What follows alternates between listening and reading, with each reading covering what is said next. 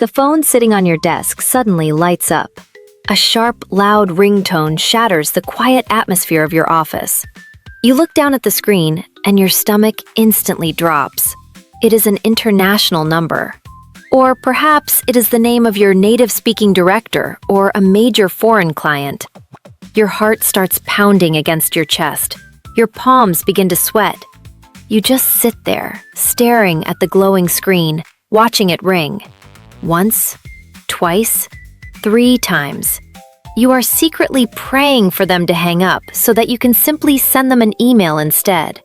When the ringing finally stops, you let out a massive sigh of relief, followed immediately by a heavy, crushing wave of guilt and professional shame.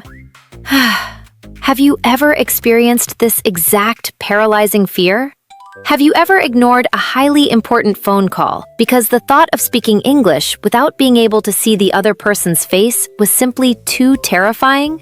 If your phone's ringtone gives you instant anxiety, please take a very slow, deep, and healing breath with me right now. Drop your shoulders. Release the tension in your jaw. You are perfectly safe here. What you are experiencing is not a sign of incompetence. It does not mean your English is bad, and it certainly does not mean you are a weak professional. Today, we are going to explore the fascinating psychological and biological reasons why phone calls in a second language are so incredibly intimidating. More importantly, we will gently dismantle this fear together. I am going to give you 3 highly effective, elegant techniques to help you answer your next phone call with absolute confidence and professional grace. By the end of our time together, that ringtone will no longer be a trigger for panic. It will become a cue for your own empowerment. To truly heal this anxiety, we must look at the science of communication. In psychology, the fear of making or receiving phone calls is known as telephobia. It is a recognized form of social anxiety, but when you add a second language into the mix, this anxiety is multiplied by 10. Why? Because of a critical biological concept called the loss of visual cues. Human beings are highly visual creatures. When we communicate face-to-face, we are not just listening to words. Our brains are rapidly reading micro-expressions, observing body language, watching hand gestures, and unconsciously reading lips. For an ESL learner, these visual cues are your absolute lifeline. They give your brain the vital context it needs to understand the conversation, even if you miss a few vocabulary words. But when you answer a phone call, that entire visual lifeline is suddenly cut completely off. You are left entirely alone with compressed, sometimes distorted audio. Your brain is suddenly forced to work twice as hard to process the raw sounds, translate them, and formulate a response, all in a fraction of a second. Senses this massive strain and triggers a panic response. Your mind goes blank. You freeze. Understanding this science is your very first step to freedom. You are not failing. Your brain is simply trying to survive a highly unnatural, high-pressure situation without its usual tools. Now that we know why the fear happens, we can elegantly prepare for it. The first technique we will use is called the scripted buffer. The most terrifying part of a phone call is usually the first 10 seconds. Your brain is shocked by the sudden noise and needs a moment to transition into English mode. To protect yourself from this initial panic, you must never improvise the opening of a phone call. Instead, you will create a beautiful, professional muscle memory. You need a scripted buffer, a fixed, elegant greeting that you memorize and practice so many times that you can say it perfectly even if you are terrified. Instead of a shaky, quiet "hello," you will answer with a warm, steady, and complete sentence. You will say, "Good morning, this is Sarah speaking. How can I help you today?" This does 2 incredibly powerful things. First, it gives your brain a safe, automatic runway to take off into the English language without thinking. Second, by taking control of the opening and asking them a question, You position yourself as a professional who is fully in charge of the interaction. Let us practice this right now. I want you to imagine your phone is ringing. Do not panic. Sit back in your chair. Take a gentle, grounding breath. Smile softly, because smiling actually changes the tone of your voice on the phone. Now say it with me out loud. Good morning. This is your name speaking. How can I help you today? Beautiful.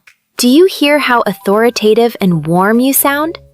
You have instantly built a wall of safety around yourself. Our second technique is a brilliant strategy for when the caller starts speaking far too quickly. We call this the echo and confirm method. When a native speaker talks fast on the phone, giving you names, numbers, or complex details, your brain can easily become overloaded. The natural instinct is to stay quiet, pretend you understand, and hope you can figure it out later. But elegant communicators do not pretend. They manage the flow of information. You should always have a pen and paper right next to your computer. As they speak, write down the keywords. When they pause, you will not say, "I don't understand." Instead, you will gently interrupt them to confirm the data. You will warmly say, "Let me just make sure I have this perfectly correct." You are looking for the report from last Tuesday, is that right? By echoing their words back to them, you are doing something incredibly smart. You are actively buying your brain the time it desperately needs to process the information. You are also slowing the native speaker down without ever asking them to slow down. Furthermore, you look like a highly meticulous, careful professional who cares deeply about accuracy. Let us try this beautiful phrase together. Relax your hands. Say it with a warm, curious tone. Let me just make sure I have this perfectly correct. You are looking for... Excellent. You are no longer a victim of their fast pace. You are the conductor of the conversation. The third and final technique is your ultimate safety net. It is called the follow-up escape. Sometimes, despite your absolute best efforts, the phone connection is terrible, the accent is too difficult, or the problem is simply too complex to solve purely through speaking. You need to look at the data visually. Instead of suffering through a painful, confusing 20-minute phone call, you can gracefully transition the conversation into a written format. You do this by taking the lead and suggesting an email as a matter of professional efficiency, not a matter of poor English. You will softly but firmly say, "This is a fascinating point, and I want to make sure I capture all of these details accurately. Could you possibly drop this into a quick email for me so I can review it properly?" Listen to the absolute elegance of that boundary. You are validating their point, you are demonstrating your commitment to high-quality work, and you are smoothly moving the conversation to a format where you have total control.